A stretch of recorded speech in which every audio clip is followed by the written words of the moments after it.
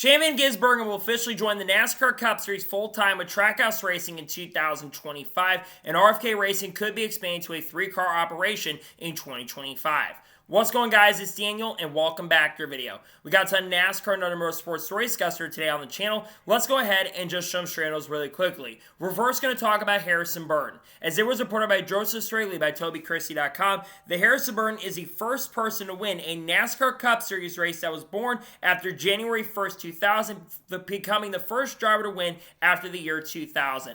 That is honestly really crazy to think about. If you were thinking about drivers that are born after 2000, you'd probably be thinking of a driver like Ty Gibbs maybe, or Carson Hocevar. But the fact that Harrison Burton, who got his first career Cup win at Daytona, which was a big celebration for the team and organization, it's pretty crazy to see that Harrison was the first driver to get it done. He absolutely earned it at the end of the day, got the right push at the end. Congratulations to Harrison Burton on making history by becoming the first driver to win after being born after January 1st, 2000. And now we're going to head jump on to the next story of today's episode as we're talking about last place finishes. As Joseph Straley, or Trey Ryan, reports that with Daniel Suarez finishing last at Daytona after that scary fire that ended up happening, he becomes the 25th driver to finish last place in 25 straight races. This is the first time in more than 30 years that has happened. It's not exactly clear or sure what day it is or what year it is, but it's pretty crazy to see that we have history made here. And the fact that you've had 25 different drivers finish last this year is honestly pretty crazy and honestly incredible. And I know that Daniel Suarez probably didn't want to break that record from the fire. Thank God Suarez was okay after the fire that ended up happening. But it's pretty crazy and wild to see that Daniel Suarez ended up making history by becoming the 25th driver to have his last place finish so far in 2024. And now we're going to jump on to the next story of today's episode as we're talking about the Wood brothers. As with Harrison Burton winning the NASCAR Cup Series race at Daytona, Harrison Burton has gotten the Wood brothers their 100th win in the NASCAR Cup Series. The Wood brothers are one of the most historic organizations in NASCAR history, winning with drivers like David Pearson, Buddy Baker, Dale Jarrett. Of course, they've won with other drivers like Elliott Sadler, and they've won with a lot of the biggest legends in the history of NASCAR, and Tiny Lund as well, who won the 1963 Daytona 500. It's pretty incredible to see one of the most historic organizations go out there and make history and get their 100th win. They've been really close to doing it in the past. They almost won at Matt DiBenedetto a couple times. They almost won at Paul Menard a couple times. So it's pretty amazing to see them get it. When Ryan Blaney won that race at Pocono back in 2017, we really weren't sure if they were going to have the chance and opportunity to win again. But to see them get that 100th win is really iconic for the team. Congratulations to the Wood brothers on getting their 100th win in the NASCAR Cup Series. Really happy for the team and the organization. And now we're going to jump on to the next story of today's episode as we're talking about the Dutch Grand Prix. Before the Truck Series race and the IndyCar race took place, you had the Dutch Grand Prix. And pretty much this was a domination by Lando Norris. Now, early in the race, Max Verstappen led about the first 10 to 15 laps because he had a really good start. But his tires were not very good, especially on the mediums, and Lando Norris just had the fastest car all weekend and got around Max Verstappen on lap number 19. He put on a dominating clinic, and coming out the final corner, he picked up a dominating win and picked up his second career Formula One victory. Lando Norris has been really eating into Max Verstappen's lead as of late. He's now got a chance and opportunity to win the F1 championship. He also got the bonus point for having the fastest lap in the race and put up a dominating clinic. I'm telling you, Lando Norris, I think, has a really good chance to win the championship this year, and it's pretty amazing and incredible to see that Lando Norris was able to make history and get his second win in F1. Congratulations to Lando. He absolutely earned it. It was a dominant win for him for sure. We all thought Max was going to do that this year a lot more, but it's pretty crazy to see Lando get that win in the Dutch Grand Prix.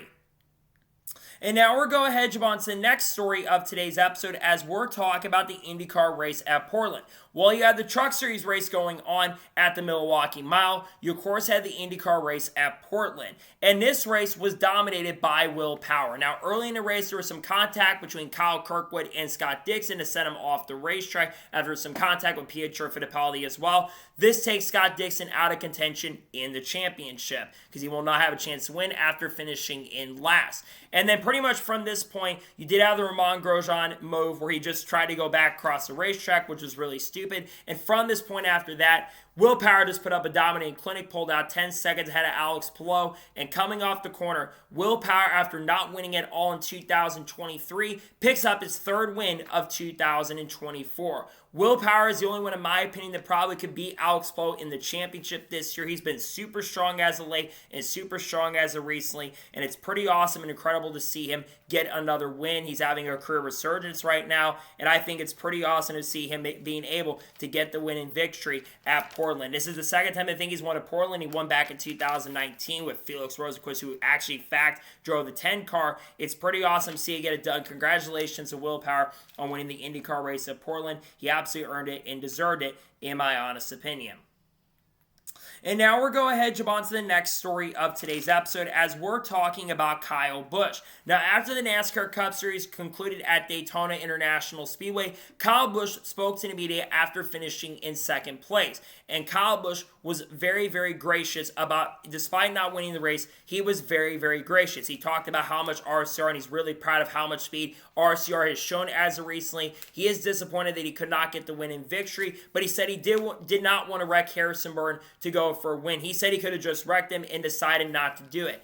I think what's so cool about Kyle Busch nowadays is Kyle Busch is one of the few drivers nowadays that I feel like is going to race you with respect. He'll back up the talk for the most part and do that. And Kyle could have just wrecked Harrison Burton flat out for the win. And the fact he didn't shows that Kyle Busch is still one of the most respectful drivers out there. He's always raced with a lot of respect throughout his career. And I think it just shows he has a lot of maturity and grown up over the years. I know he wanted to go out there and win. And trust me, he wanted to go out there and win the race for himself and for his sponsors to make the playoffs. But at the end of the day, I think he wanted to do it fair and square. And if you can't pass him, you don't wreck him for a win. I think Austin Dillon can learn some tips from that. I know Kyle Busch is disappointed because pretty much at this point, unless he goes out and wins at Darlington, which I know RCR has shown a lot of speed as of recently, but I'm not exactly expecting him to go out there and have a chance to win. It would definitely be cool to see Kyle Busch go out there and win for sure, but I'm not expecting Kyle Busch to go out there and win at Darlington. But you never know. He did have good speed a couple years ago with this track. Back last year, actually, was really good and almost won the Slayer 500 2 years ago before engine failures came in. So I really would love to see Kyle Busch go out there and win for sure. Do I think he's going to win? Sadly, I don't think he will. But I'm glad to see a Kyle Busch race with a lot of respect, and I hope drivers going forward can do that, and not just drivers like Kyle Busch. Drivers need to back up the talk and walk the walk instead of just talking all the time, sometimes like Denny Hamlin does. But nonetheless, I'm glad to see Kyle Busch back up the talk, and I'm glad to see he did race with a lot of respect against drivers like him. I know he's disappointed that Parker didn't help him, which Parker said he had to do what he had to do, which I can't blame him for that. But it's good to see that Kyle Busch did not wreck Harrison Burton for the win. And now we're going ahead, jump on to the next story of today's episode as we're talking about Jack Doohan. As it was announced on early Friday morning that Jack Doohan will officially join Alpine F1 in 2025. He will replace Esteban Ocon, who will, of course, go to Haas F1 in the 2025 season. He will also become the second official rookie announced for 2025, as we know Ollie Behrman will be also driving for Haas in 2025. Jack Doohan has been on the radar and has been rumored over the course of the last few months. He was likely going to be joining the Alpine organization for 2025. Now, Jack Doohan, I think, is a very talented race car driver, and we've been actually seeing a little bit more improvement. They obviously added Oliver Oakes as of late to try to build Alpine back up, and their performance has been a little better as of recently, including a really good run today at the race in the Netherlands. I think that Jack Doohan could honestly do a very good job this upcoming year, and maybe does what Oscar Piastri did in his rookie year and has chances to win. Even though Oscar did not win his rookie year, he did, of course, win earlier this year. So I think Jack is going to do a really strong job next year with this team and organization, and I'm just excited to see that he will get the chance and opportunity to be in Formula One next year. It's going to be a really stacked rookie class. You're going to have Andrea Kimi Antonelli next year. You might have Liam Lawson joining full-time, so you're going to have a lot of rookies racing in 2025. F1's going to be really exciting, and it's really great to see that he will get the chance, that being this guy will have the chance and opportunity to be full-time with Alpine in 2025. I really hope he can do well and run extremely well in the 2025 Formula One season. And now we're going ahead, jump on to the next story of today's episode as we're talking about Corey LaJoie. Now, if you watched the NASCAR Cup Series race last night at Daytona a couple nights ago, you saw some of the driving antics that were going on with Corey LaJoie. Let's first go to the big one. On lap number 61 of the race, there was a lot of pushing and shoving going on. You had some guys that were trying to save fuel, trying to get to the end of the stage, or trying to get to the point where they go down pit road and get the fuel. We had other guys like Corey LaJoie, who of course needed to win to make the playoffs, who we know does not have a job currently at the moment for 2025, trying to do whatever he can to get up front. Well, Corey LaJoie drove way in over his head. He did get pushed by Kyle Larson in the first incident, but he drove in the back of Noah Gragson multiple different times and caused a big wreck and incident. There was a lot of bad shoving throughout the night. You can't entirely blame Corey for this. Yes, he was definitely a fault for sure for this incident in a big way, but of course, that's what happens at super speedways. But the second big thing is what happened later in the race. With, I believe, about 60 laps ago, NBC never mentioned this, but he tried to come back up the racetrack and nearly LePaged the field. That is uncalled for by Corey LaJoie. I don't care if Corey LaJoie is trying to do whatever he can to stay in the race. You're 32 laps down at this point. There is no excuse for that, especially when you're a driver that knows about the story of Kevin LePage, where LePage went back up the racetrack and tried to blame everybody else. That was one of the dumbest bonehead moves I've seen a driver do, and just completely uncalled for. Like I said, there's no reason that Corey LaJoie should have done that, and he knows better than to drive like that. And again, at this point, I'm thinking, can we replace Corey already at this point and get like Justin Haley over there already? Because I know it sure as hell that we know Justin Haley's probably going to do better because he's probably going over to Spire next year. But man, this is not helping his stock. Just a dumb move, in my opinion, by Corey LaJoie to do what he did up on the racetrack. Luckily, no one got involved in a wreck there in that situation. But it's still one of the dumbest wrecks and moves I've seen Corey LaJoie make in a very long time. And now we're going ahead, jump on to the next story of today's episode as we're talking about Josh Berry and the flip. Now, if you watched the NASCAR Cup Series race a couple of nights ago, you saw the flip for Josh Berry. Now, we had a near flip that happened for Michael McDowell. NASCAR added a shark fin very recently after the Corey LaJoie flip that took place at Michigan, but NASCAR put a shark fin on the right side of the car, hoping that the cars would not basically go upside down and it would stay on the ground. It worked pretty well for Michael McDowell, actually. He didn't go fully upside down. So when that happened, I'm thinking, hey, this actually worked. Well, it didn't work. With 2 or 3 laps to go in the race at Daytona, Josh Berry goes sideways and Austin Cindric is right there. He flips upside down, basically is on the back, and goes straight to the inside wall, upside down, basically like a turtle shell on its back, and basically ended up staying there and had to get the car flipped back over. First of all, Josh Berry did speak to the media after the race, and he said he was okay, and he said it wasn't as bad as it looked. That was still a really, really bad wreck, even though one thing that NASCAR has done a really good job has been able to prevent a lot of catastrophic failures with these next-gen cars. There is a lot of work that needs to be done with this next-gen car. I think the biggest thing that needs to be changed is this underbody. I think the underbody is playing a major, massive role in this happening where a car is going upside down. We have had 3 flips, 2 big flips, and 1 near flip in the last 2 weeks. And I know some are going to say that's how it's always been, but there's no reason a car should be flipping upside down that easily. And no, aerodynamics play a role when you're going as fast. It does come into play where cars end up flipping upside down, but that shouldn't be the case. I really hope NASCAR is looking at this, and I think NASCAR definitely will go ahead and look at this to try to resolve this issue and problem, because like I said, there is no reason that a car should be flipping upside down like this. So I really hope NASCAR is taking a look at this, and like I said, they probably are. Let's hope NASCAR can go and resolve this issue and problem, because like I already mentioned and said, there is no reason a car should be flipping as easy as that was. That was pretty easily upside down, and that should not be happening, in my honest opinion. And now we're going ahead and jump on to the next story of today's episode as we're talking about Jason Burdett. As it was announced this past weekend that Jason Burdett will officially join Tricon Garage as a crew chief for the remainder of 2024 and I believe for the start of 2025. He will be the crew chief for Tanner Gray for the remainder of this season. His first race as a crew chief was earlier today at the Milwaukee Mile, which we're going to talk about that track here in just a little bit. But Jason Burdett was with Legacy Motor Club earlier this year, but about a week or two ago, he was let go from Legacy Motor Club after they were trying to put a lot of focus on the 42 and 43 cars for the remainder of the year. It is unclear at this point if they are bringing back the third Legacy Motor Club for 2025 outside of the Daytona 500 and a couple races at this point. But Jason Burdett is a pretty solid crew chief, all things considered. He's won 18 races in the NASCAR Xfinity Series with Justin Allgaier. Allgaier's won some pretty big races in his time, and he didn't really run that well, of course, with Brandon Jones, and then, of course, went over to the Legacy Motor Club part-time for this season.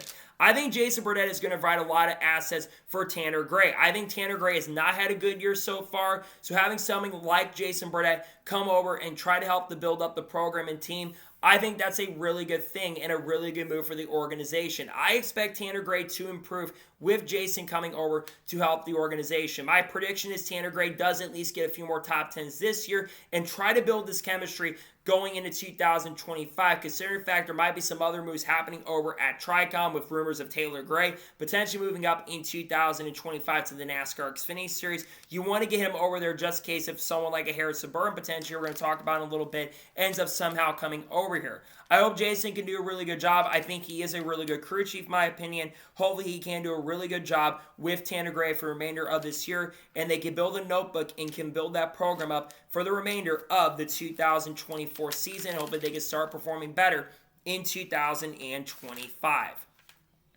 And now we're going ahead, jump on to the next story of today's episode as we're talking about Ryan Blaney and Chase Elliott. Now, this is a story that I did not cover on this channel for Michigan this past week. On the last lap at Michigan, Chase Elliott and Ryan Blaney had contact on the white flag of the race, and both of them lost a ton of positions. Chase Elliott dropped from having a potential top 5 or top 10 to finishing around 15th, and Ryan Blaney, I believe, finished around 11th or 12th in the race. I think he actually might have gotten a top 10. I don't remember exactly. And we saw Ryan Blaney kind of give a smart comment to someone by basically saying, I don't know, go ask Chase what happened. Well, both drivers were interviewed about what happened at Michigan at the end of the race, and both drivers basically talked about the contact where both drivers basically just chalked it up to being racing deals and going for the position.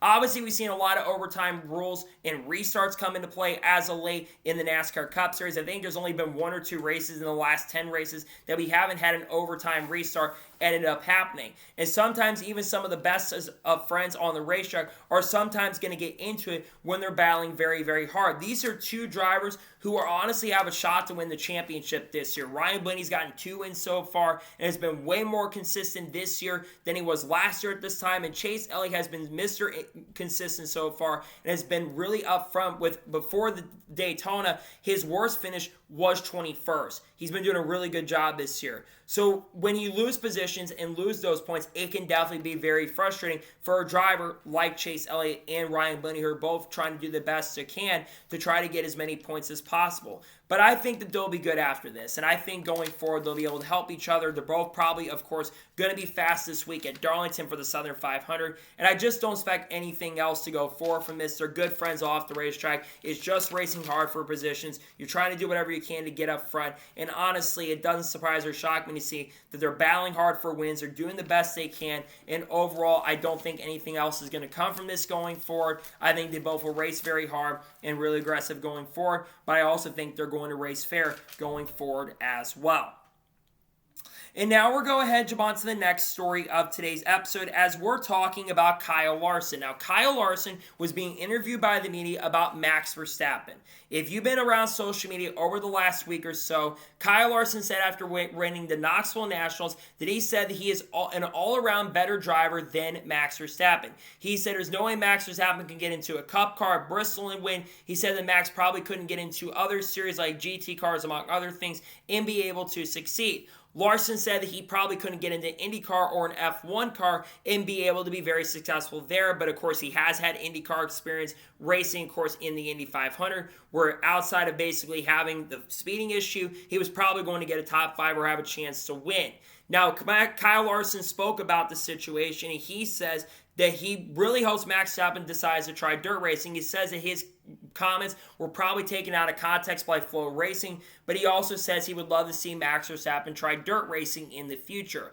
I think both these drivers are two of the best drivers in the world, and they're two of the best drivers in their own disciplines. Kyle Larson, of course, has a really great chance to win his second championship this year, and Max Verstappen has a shot to get his fourth championship in a row this year. They're two of the best in the world, but both drivers are good in areas and bad in areas, and I would absolutely love to see Max Verstappen, though, come over and race in dirt. I think Max Verstappen would actually be very successful in dirt, or maybe do okay in my opinion, because I think he would be a driver who probably could get up to speed at least a little quickly, because he knows how to race other series. He's of course race F1 and go-karts, and you kind of have to have a little experience with that in some instances, but I would love to see Max come over and race in NASCAR in the future. And I know Denny Hamlin's kind of talking about that if you're Trackhouse Racing, just saying, I would think you should get Project 91, who we're going to talk about here in just a little bit. But I would love to see Max Verstappen come over and try some dirt racing. Hey, just saying, Chili Bowl is probably going to be an option in the future, considering the fact that the F1 season doesn't start until a little bit later next year. I would love to see Max come over and try to do some dirt racing in the future. Come over and try out NASCAR in the future. Race some other series outside of F1. I know contracts are very, very difficult to look at, but at the same time, I think it'd be pretty exciting and awesome to see Max get the chance and opportunity to race in dirt, and I really hope it does end up happening in the not-so-distant future. And now we're going to jump on to the next story of today's episode, as we're talking about the Milwaukee Mile. As it was reported by Dave Callahan earlier today, that the Milwaukee Mile will not be on the Truck Series schedule in 2025, and I also believe will not be on the ARCA schedule in 2025 as well. There's some rumors over this week, and originally Bob Pockrass had talked to Ty Majeski about that, considering this is Ty Majeski's home racetrack. He had talked about this being certainly a possibility, and now it's been confirmed by one of the most trusted reporters from Wisconsin that Milwaukee will not be back on the truck schedule in 2025 as a standalone event. This is really, really disappointing to hear, but at the same time, it's not a major shock or surprise. Look, if you look at the attendance today in Milwaukee, the attendance was abysmal. There was no promotion at the racetrack. The officiating, which I think they had some volunteers doing some of the officiating of today's race, they did not do a really good job on that part, and it just seemed like everybody was all over the place this weekend. The ARCA race wasn't great, and I think Milwaukee is a solid racetrack, but I also don't think it's the greatest racetrack out there. It's kind of like a bigger New Hampshire. I know it's 1 mile, but it's kind of like how New Hampshire is, where it's very, very difficult to pass.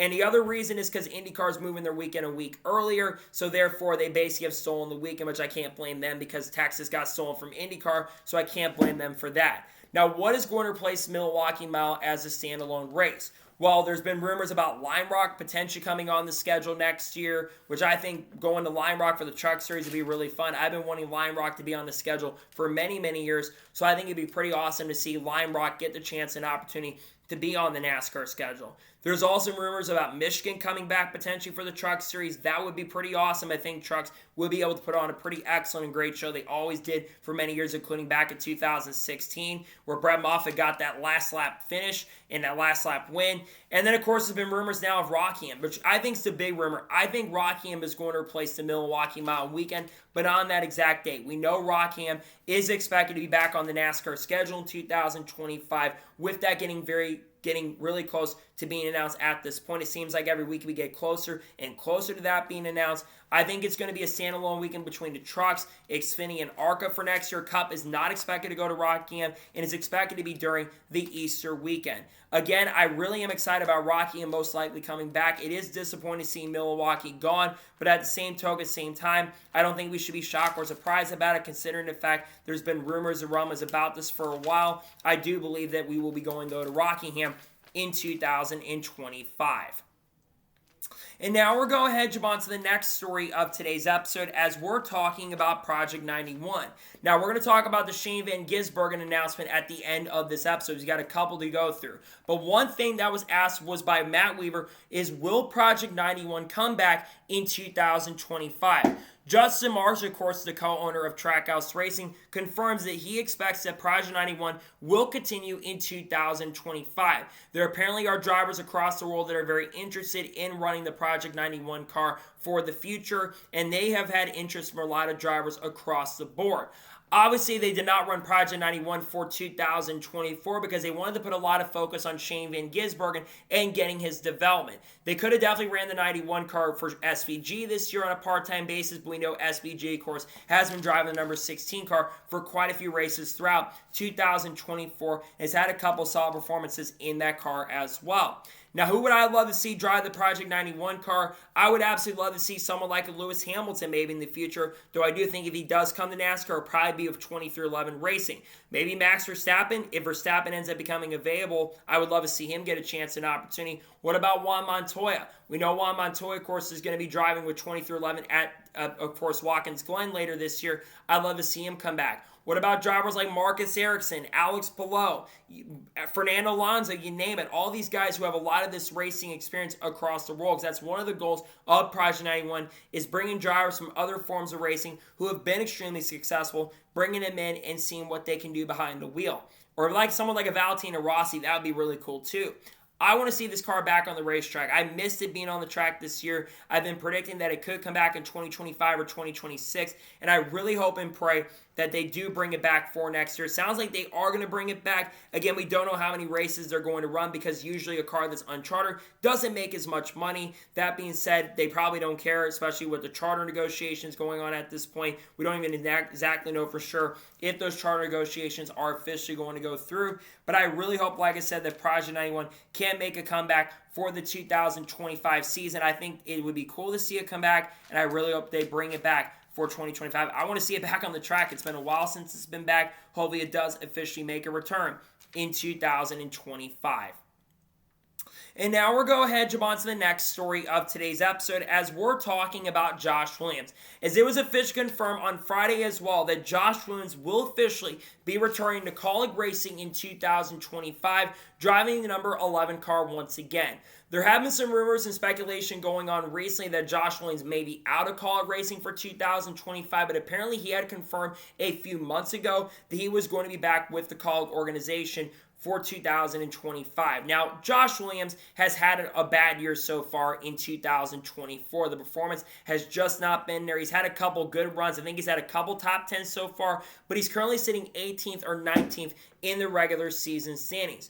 But to be fair to Josh Williams, Kaulig Racing across the board this year, not just with their Xfinity program, but their Cup Series program as well, they have been struggling. There's been not a lot of performances overall. Shane has gotten 3 wins so far this year, but outside of that, AJ Allmendinger is still looking for a win this year while he's going to make the playoffs. It's been a down year for him in performance. Also, Daniel Dye's kind of struggled when he's been part-time. We're going to talk about here in just a short little bit. But I think Josh Williams has done a decent job so far at times, especially on short tracks. But it's been kind of a struggle also for him throughout the 2024 season. But I do think he deserves another year to see what he can do. Now, if Josh ends up struggling in 2025, I think it'll be his last year. But if he improves next year, which could happen, I think he could stick around for a little bit. That being said, there are rumors and rumblings that RCR and Kaulig are going to merge their programs, not just their Xfinity programs, but probably their Cup Series programs as well, which I think is really going to help their program if this does end up happening. So I really hope they can merge, because if they can merge, I think it could help their programs become a lot more successful. So we'll see what ends up happening in regards to that, but it's good to see for now that Josh Williams will be back with Kaulig Racing for 2025, and I hope that Josh can improve with the organization next year, because I think he deserves another chance and opportunity to see what he can do. Hopefully he can improve with Kaulig Racing in 2025. And now we're going ahead and jump on to the next story of today's episode as we're talking about Bubba Wallace. Now, this past weekend at Daytona, Bubba Wallace is being asked by the media about multiple questions. And one thing that was asked was about social media. Bubba Wallace revealed to the media, and he says that he has pretty much avoided social media since July around the Pocono weekend. Now, around that time, Bubba Wallace received a $50,000 fine for his contact with Alex Bowman after the race at Chicago. Now, in my opinion, I think that $50,000 fine he received was absolutely ridiculous. But I think Bubba has been doing a really good job avoiding social media there, because now he's been using that to focus on the product on the racetrack for himself and trying to improve his performance. And you look at his performance as of late. Since that time, Bubba Wallace has had a lot of great finishes. Outside of the race at Daytona, where he still actually finished 6th, and Michigan, where he did finish in 26th, he has had only one finish outside of the top 13 in the last 7 races. He's been very consistent as of late. His performance has been very, very good. And I think, unfortunately, despite the fact he's likely not going to make the playoffs, he should be using this momentum to build up for the rest of the year. And I could see Bubba Wallace going out there and winning a race before the end of this year. And I think he will have a chance and opportunity to win some races. Kansas, I think, is a really good track for him. I think he'll be fast there. He could win Atlanta in a couple weeks. He finished in the top 5 there. He's been solid at Darlington in the past. He needs to win at this point to make the playoffs, with Harrison Burton getting that win at Daytona earlier this weekend. But I think that Bubba has been doing a really good thing by avoiding social media and focusing on himself and trying to get better. Now, I know he was down on himself after the Cup race, and I don't blame him. The guy should be in the playoffs easily at this point. He's made some mistakes this year, but I feel like he's been having a great year. He's got his most top 10s he's ever had in a year. I know Bubba was upset for sure after that, but at the same token, same time, it's really good to see that Bubba has been putting the focus on trying to improve on the racetrack and get better, and I hope he can continue getting better for the remainder of the 2024 season. And now we're going ahead and jump on to the next story of today's episode, as we're talking about Daniel Dye. As it was officially confirmed on Friday afternoon that Daniel Dye will officially join Kaulig Racing full-time in the NASCAR Xfinity Series in 2025, driving the number 10 car. This will be the replacement for Shane Van Gisbergen, who of course will move out to the NASCAR Cup Series full-time in 2025, who we'll talk about here in just a little bit. This also is a replacement number, so the number 97 car will not be back for 2025. Daniel Dye currently competes full-time in the NASCAR Craftsman Truck Series for McAnally Hilgeman Racing. We talked about this on the channel this earlier in the weekend. But Daniel Dye, in my opinion, has shown a lot of improvement in the Truck Series so far this year. I think he's been one of the 2 or 3 best improved drivers this year, probably outside of Roger Carruth and maybe Tyler Ankrum. I think he's been the 3rd most improved driver. And he has a chance and opportunity to still make it to the round of 8 after a solid run at the Milwaukee Mile, finishing in the top 10. Despite this, I'm not entirely sure if Daniel Dye is ready to move up to Xfinity. He's had a couple decent runs with Kaulig Racing this year with a couple top 10s and a couple top 15s and 20s as well, but I'm not exactly sure if he's ready to make the jump. The big reason why Daniel Dye is moving up, unfortunately, is because of sponsorship and funding. If you've got sponsorship and funding in the sport, that's going to give you the chance and opportunity to move up. Now, what are my expectations for Daniel Dye going into 2025? Realistically, I think Daniel Dye is going to struggle a little bit at points. I expect Kaulig to be down a little bit in performance, maybe even worse than they were this year, even though they're likely going to merge with RCR's Xfinity program for next year. So I think that he will have some top 10s next year, maybe a couple occasional top 5s, but I don't think he's going to win next year. And I think especially of how tough the field in Xfinity is going to be in 2025, I don't think he's going to make the playoffs next year because the competition caliber of the Xfinity Series next year is going to be very strong. I think he is a talented driver, but like I said, I just don't know at this point if he is ready to make that jump up to Xfinity. So we now know at this point that both him and Josh Williams will be part of the team. Who's going to be part of the 3rd car full-time? We do believe it's going to be Christian Eckes. There's a lot of speculation in the next couple of weeks. Christian Eckes is going to be announced to the number 16 car full-time as AJ Allmendinger will move up to the NASCAR Cup Series full-time.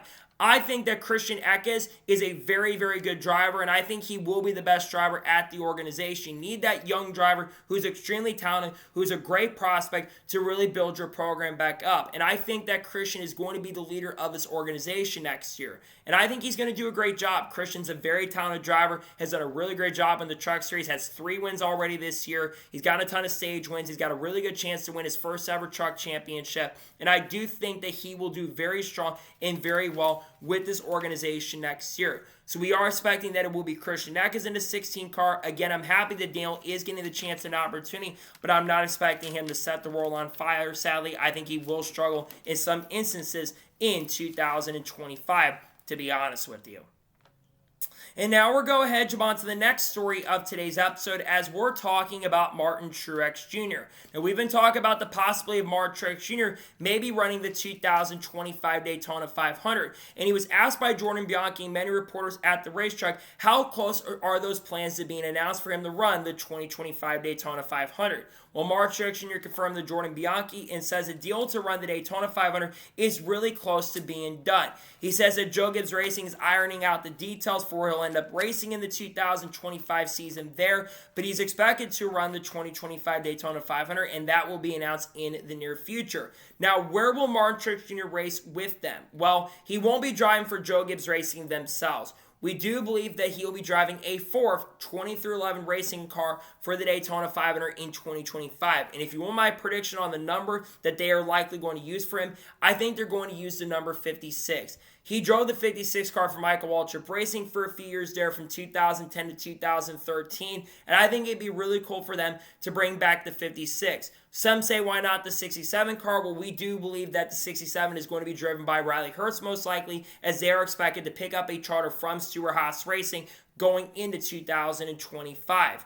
I think Martin Truex Jr. running the Daytona 500 and having the chance to win it again is really good. And it's just cool to see because we all kind of thought that Martin Truex Jr. was going to kind of walk away and walk out of the sunset and just leave the sport altogether. But I think it is good to see that he will get the chance and opportunity to still race in the sport next year. And I think he will be very competitive next year in the select race he runs. We don't know exactly what the schedule will look like for Martin Truex Jr. Again, we will see him run the Daytona 500 most likely, probably a couple other Cup races. We do think he'll run part-time with JGR in Xfinity next year and a fourth part-time entry, which will be an all-star car for JGR. And I think it will run some Truck Series races with Tricon Garage as well. I think it's pretty cool to see that Martin is going to be going back and running some races in the lower series next year, maybe do some Cars Late Model Tour races as well next year, which I think be really cool. And you think about other drivers who could be part of this car. Corey Heim might be driving his car part-time next year because we do think he'll likely be with Tricon. Maybe Carlos Kurt Busch, they want to come out of retirement. But I would love to see Truex be successful, get a Daytona 500 win before he officially retires. It's really awesome and great to see, though, that Martin Truex Jr. will likely run the Daytona 500. I think he will be very competitive, and I think he for sure will be very fast in the Daytona 500, and it will be another Toyota on the racetrack, which there could be as many as 11 Toyotas on the racetrack for the Daytona 500 in 2025, which I think is very awesome, to be honest with you. And now we're going ahead and jump on to the next story of today's episode as we're talking about Shane Van Gisbergen. Now, we're going to get to the big SVG story here in just a little bit. But it was confirmed on Friday late afternoon that Shane Van Gisbergen will run 6 more NASCAR Cup Series races in 2024. Originally, it was 7 of the final 12 races, but of course he did run at Daytona, where unfortunately the engine grenaded and he finished in 35th. The 6 remaining Cup races they'll drive for Kaulig Racing in 2024 are going to be the Southern 500 this weekend. It'll be Atlanta next weekend. He'll run at Watkins Glen, so he'll run 3 straight races. He'll also run at Talladega, Las Vegas, and Martinsville. Darlington, Atlanta, and Martinsville were not originally on the schedule for SVG. He was originally going to run Watkins Glen, Talladega, and Las Vegas. So he's added more races to get prepared for 2025 being in the NASCAR Cup Series. When I look at the races that he's going to run, all these tracks have a different purpose. Darlington, the most grueling and longest race of the year. He was pretty good in the Xfinity Series at this track. He did get a top 20, struggled early, but they made that car a lot better, and he got a pretty solid finish there.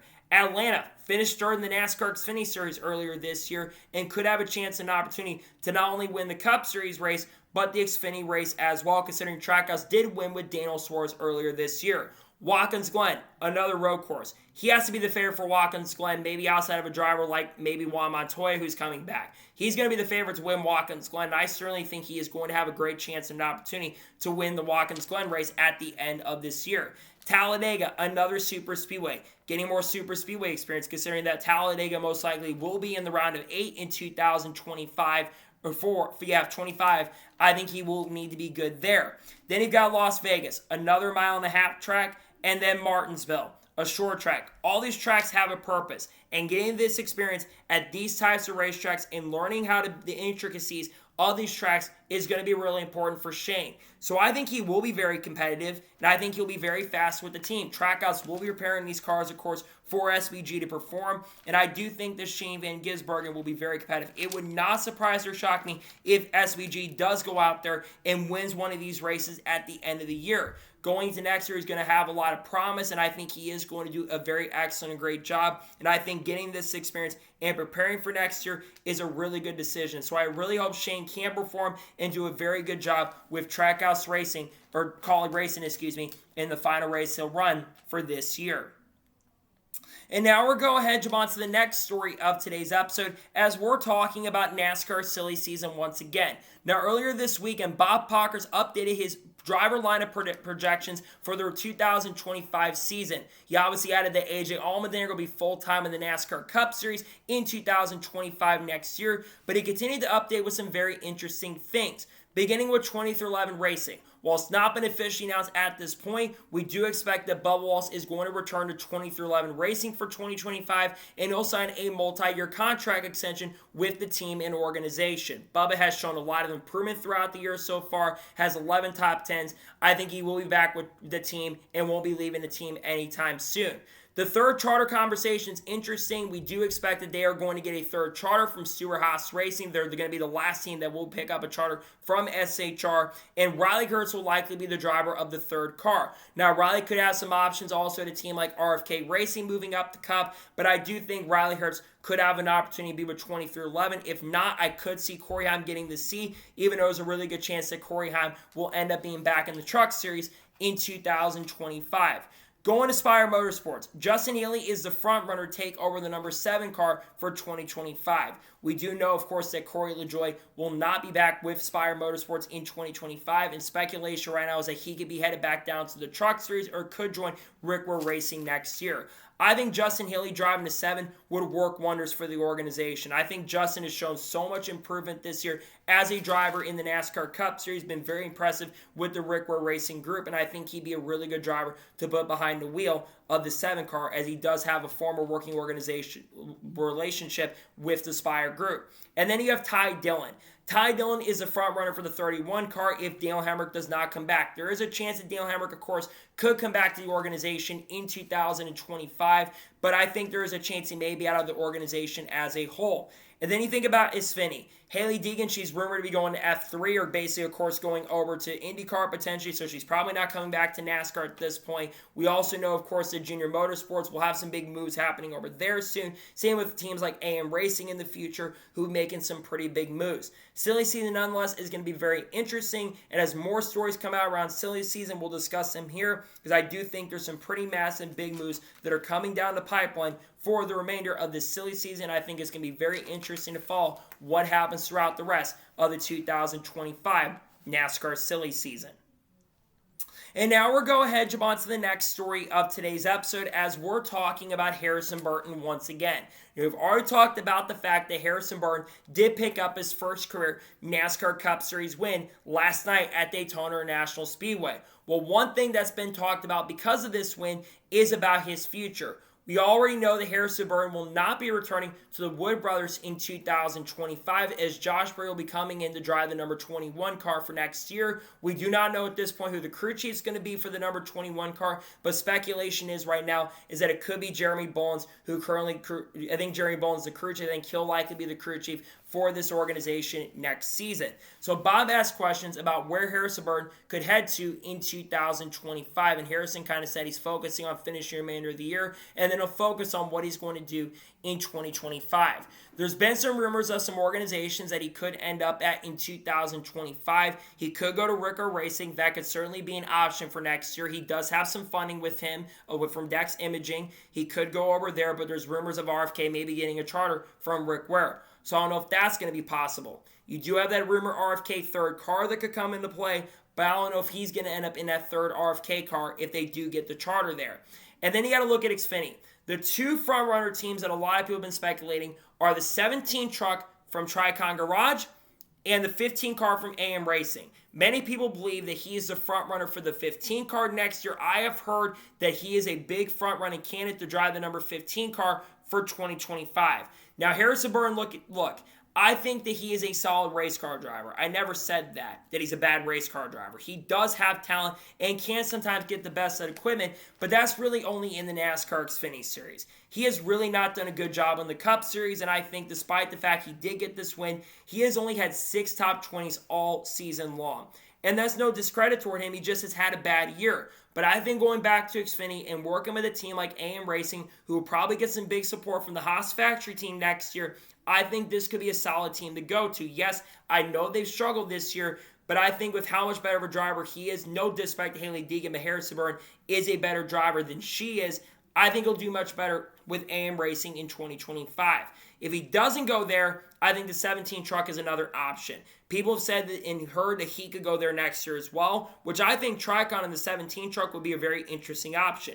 The problem is he was not that great in the truck series. Let's be real and honest. He did not have a lot of great performances there, so I'm not sure he's going to set the world on fire if he does go to Tricon Garage in 2025. I think it'd be very interesting to see someone else because Williams Walsh isn't going there at this point. We do know some drivers in the lower Toyota pipeline who could go there, but I think it'd be interesting to kind of see if he did go over there. But I think most likely going into 2025, I think he most likely will end up over at an organization like AM Racing in 2025, and I think he'll do a pretty solid job with that organization next season. And now we're going ahead and jump on to the next story of today's episode as we're talking about San Diego. As there was a report by Adam Stern earlier today that San Diego has emerged as one of the cities where NASCAR is interested in hosting a future street race per sources as the sanctioning body continues to explore the concept across America. Included in the article, there were some other cities that were very interesting. Among the cities like San Diego were Baltimore. I think I saw Seattle in there considering Amazon's kind of from that area, if I remember correctly. They were mentioned. But Denver is also another area that was mentioned. And also, like I said, Baltimore was interesting as well. But going back to the main one, San Diego. That is very interesting. Now, obviously, NASCAR will not have a presence on the West Coast, most likely in 2025, as they will not be racing in the streets of Los Angeles or racing in Los Angeles in 2025, with Bowman Gray taking the Clash.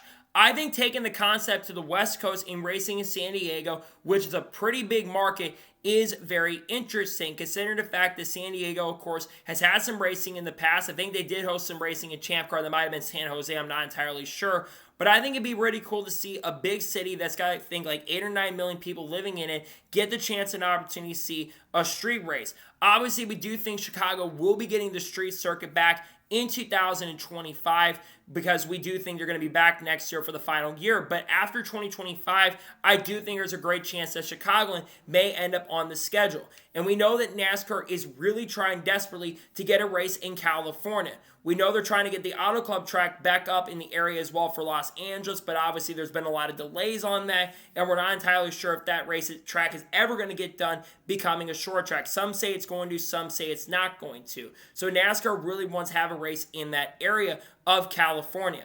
And I think having a race in San Diego would fit very, very well. And I think the street circuit concept would be great. Now, that being said, if you have one, you can only have one, in my opinion. I don't want to see like 4 or 5 street circuits a year. So if you have one in San Diego, I don't want to see one, like I said, in Los Angeles. I don't want to see another one in like Baltimore, for example. I think if we're going to do this, I think there should be only one a year, but it's rotation. Let's bring one year to San Diego. Next year, let's go to Pittsburgh. Pittsburgh has been very interested in hosting NASCAR Cup races, so I think that would be a great area to go to. Of course, I mentioned Baltimore. There's a chance that could be a potential possibility as well. And then you think about other areas like Mexico City and Montreal, where NASCAR is looking for expansion.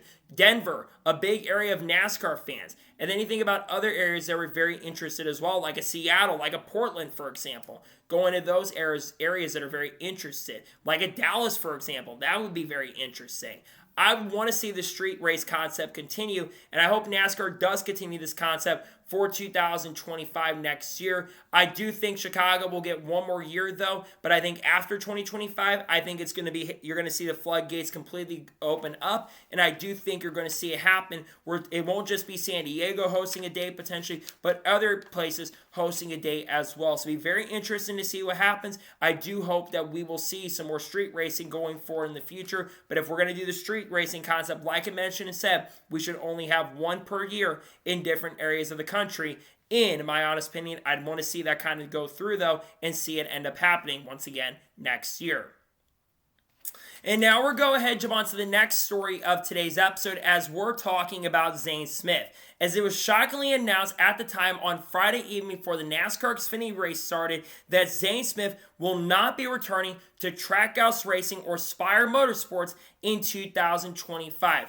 Trackhouse Racing has released a statement basically saying that they have decided to mutually separate and agree to part ways at the end of this year. Zane, of course, currently drives the number 71 car for Spire Motorsports. Now, Zane did put out a short statement about the situation. He was very disappointed in the situation, but he at least has come to the decision, at least agrees with time to move on, and now can focus toward 2025.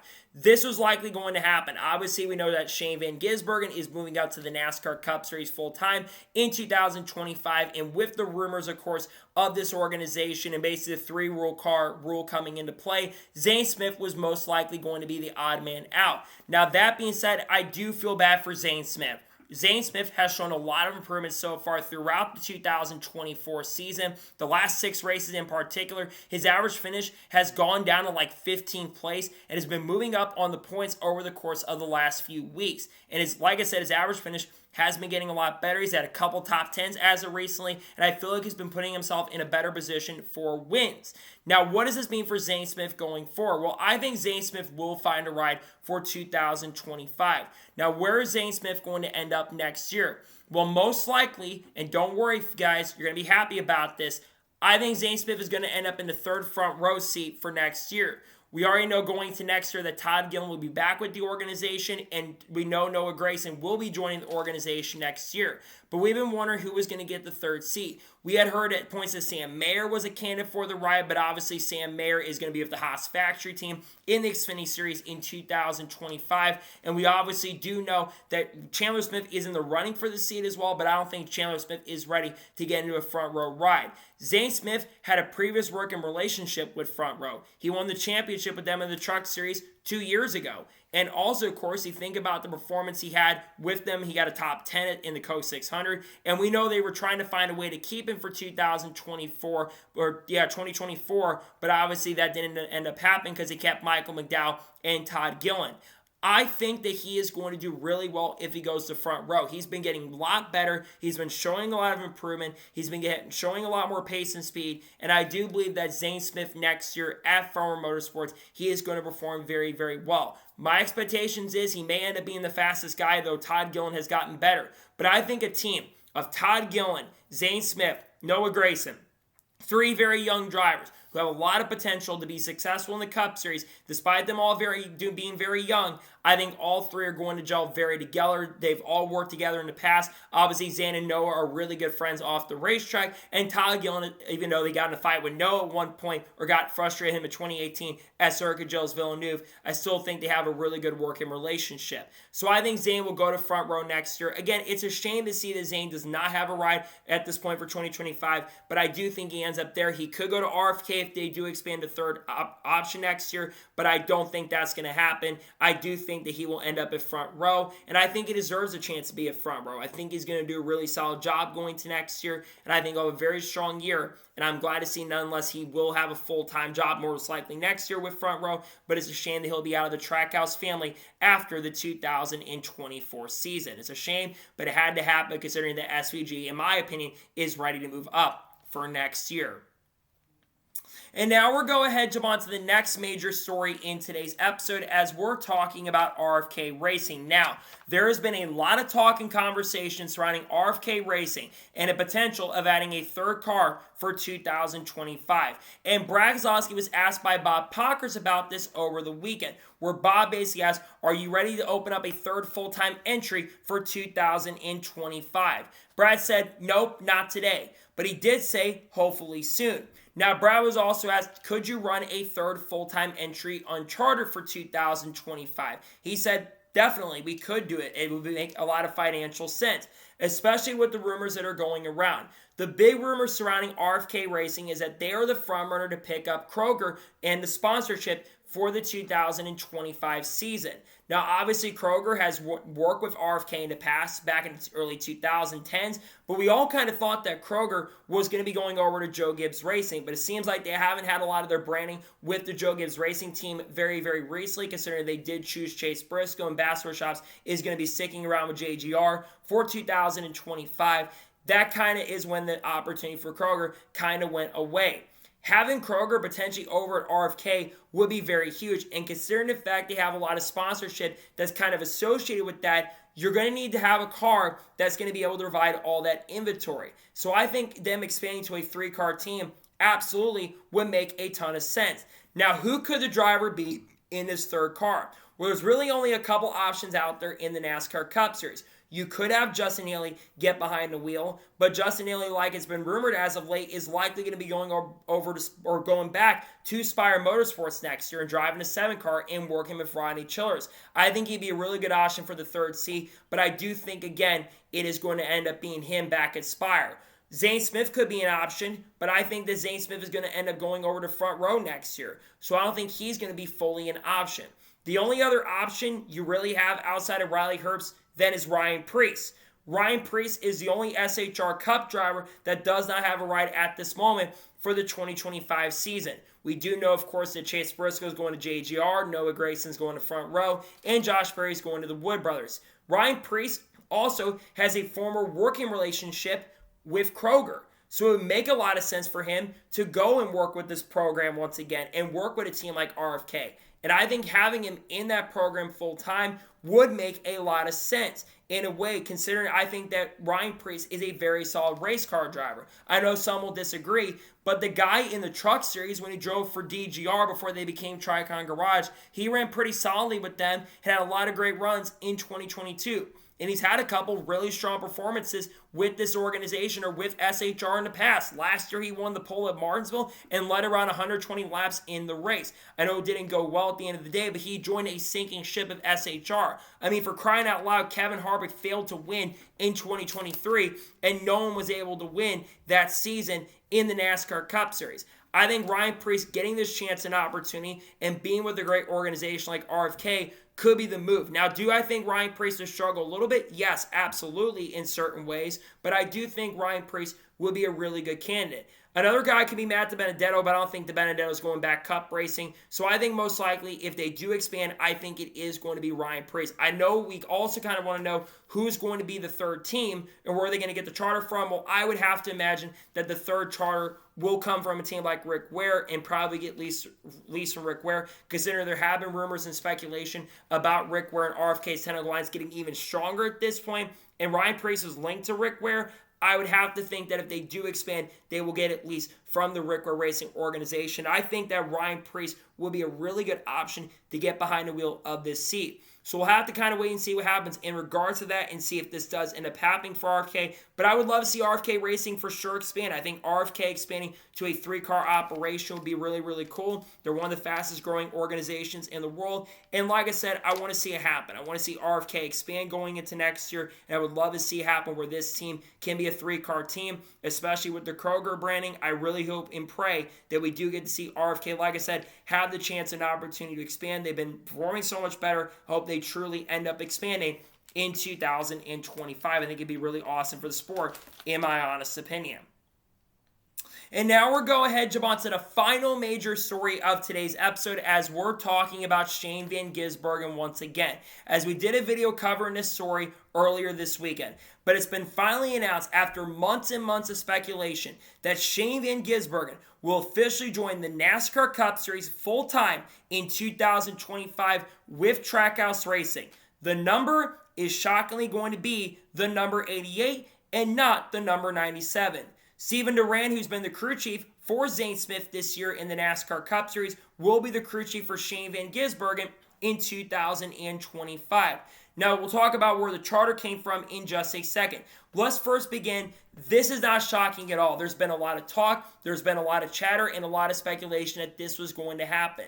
And I think SVG is ready to make the move up. It's been one of the biggest, worst-kept secrets in the NASCAR industry about SVG moving up to the NASCAR Cup Series for 2025. And I think Shane has shown so much improvement in the NASCAR Xfinity Series this year. Not just on the road courses, where he's had 3 wins so far on road courses in 2025 or 24, but he's also gotten better on ovals. Most recently, at some of the other oval races like Indianapolis, he finished in 4th. At Phoenix, he finished in 6th. Of course, other races like Atlanta, he finished in 3rd. He finished 11th at Atlanta and finished 11th Daytona. He's had some top 10s at other tracks, almost got a top 10 in Martinsville. He's gotten a lot of top 15s. And he's only had 5 finishes altogether this year outside of the top 20. Had it not been for a bad handling car getting involved in a couple incidents and wrecks at Daytona, he probably gets a top 10 because his car was starting to improve at the end of the race at Daytona in the NASCAR Xfinity Series. And I think that him getting the chance and opportunity to move up full-time next year, I think he's going to be super, super competitive. Now, going with the number 88 is definitely one of the most shocking things overall. I'll be honest, I thought they were going to choose the number 97, considering the fact that that's the number that Shane has not only used in Xfinity, but he's also used that number, of course, in his supercar days. That was a big number he used, not just him, but his dad ended up using when he was racing in Raleigh. But I think because of the fact that Trackhouse has been using the 88 and Dale Jr. has been very supportive of this, and of course they're using the 88 for Connor Zilisch in the NASCAR Xfinity Series next year, it does make a lot of sense. So I think that this is a fantastic move to have Dale Jr. involved in some sort of capacity, and Dale Jr. is very happy. He's been promoting this all over social media as of recently. Now, getting back to the crew chief, Steven Duran, like I mentioned, has been the crew chief for Zane Smith, and they're really starting to gel and get together. And I think that Steven and Shane are going to do very, very well. Now, let's go to the charter conversation. Where did they get the charter from? Well, Bob had asked this question, and I think Justin Marks kind of confirmed this, but didn't officially confirm it. Bob had asked where they got the charter from, and we do believe that they are one of the teams that got one of the Stewart-Haas Racing charters. Obviously, Stewart-Haas Racing will be shutting down their program at the end of this year. Obviously, Haas Factory Team will be coming into play, but they will basically be shutting down, and we've been knowing this for a long time, but Trackhouse has been expected to pick up that charter for the 2025 season. Trackhouse has been always wanting to expand, and they're going to have a solid lineup next year. You're going to have Ross Chastain in the 1, you're going to have Daniel Suarez in the 99, who only signed a 1-year extension with the team, and you'll have Shane Van Gisbergen in the 88. Now, what are my expectations for Shane going into 2025? Realistically, I think Shane is going to be a contender to win quite a few races, especially on road courses. And it's a no-brainer. SVG was ready to move up. And I think going into next year, Shane will get a few victories. I think he'll win 1 or 2 NASCAR Cup Series races. I think he easily makes it past the round of 16 for sure. And I think he might end up making the round of 12. And I wouldn't be surprised or shocked if he is the best performing driver at this organization next year at Trackhouse Racing.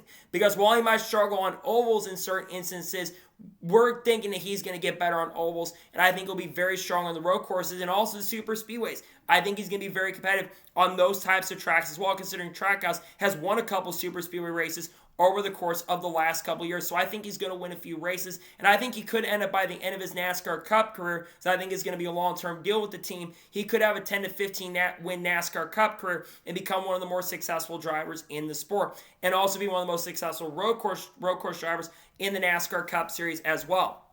Now, Shane also did confirm to the media that he is expecting that he will also run part-time in Xfinity. He was hoping to run part-time. What organization could that be for next year? My prediction is most likely Junior Motorsports, considering, like I've already mentioned, that Colleague and RCR are expected to merge going into 2025. I do believe that you're going to see but Junior Motorsports be the team that works with Shane next year in a part-time 4th or 5th car for JRM, considering Trackhouse is working really heavily with Junior now at this point. I would imagine that they are going to work with him in 2025. But as an SVG fan, I'm really happy. I'm really intrigued that they're bringing 88 in, which is really cool. But I do think, like I said, that Shane Van Gisbergen is going to have a very solid and strong year with this team and organization. I expect a very strong season for Shane going into 2025. And I think he will be a contender for a lot of wins next year. I wouldn't be surprised if he wins all the road course races, considering we're going to have Mexico City potentially next year, which could be getting announced sometime this week. And we also know other things that could be coming out very soon. Now, speaking of Trackhouse's future, if Daniel Suarez does not perform very, very well next year, he may be out of Trackhouse Racing at the end of the year. If Connor Zilisch sets the world on fire with JRM, I think he'll be taking over for Daniel Suarez at the end going into 26. And I do think Connor could be part-time with the Project 91 car at some point next year. Nonetheless, though, it's a really great day, really exciting news, and glad to see that Shane will be full-time in the NASCAR Cup Series with Trackhouse Racing in the 2025 season. I expect Shane to be really strong next season. So, that is for today's special episode and long NASCAR news video. I want to thank you guys for watching. Please subscribe to the channel, notifications on, so if when a video does go live on my channel. Follow me on Facebook and Instagram and support my Patreon as well. List goes below that and comment your thoughts below on today's episode. How do you think SVG is going to perform in 2025? Let me your thoughts in the comments below. And do you think RFK will expand? Let me your thoughts in the comments below. I have a silly season update dropping on the channel tomorrow. Then on Wednesday, we're going to have a NASCAR news video. We'll also have the Xfinity race picks for Darlington. And then on Thursday, we'll have the race picks for the Southern 500 along with the paint scheme video as well. Got a lot of great content dropping on the channel that I cannot wait for you guys to check out. So anyways, like I said, I want to thank you guys for watching today's episode. And I'll see you guys next time for more great, awesome NASCAR content and other motorsports content on the channel like this. Take care, everybody.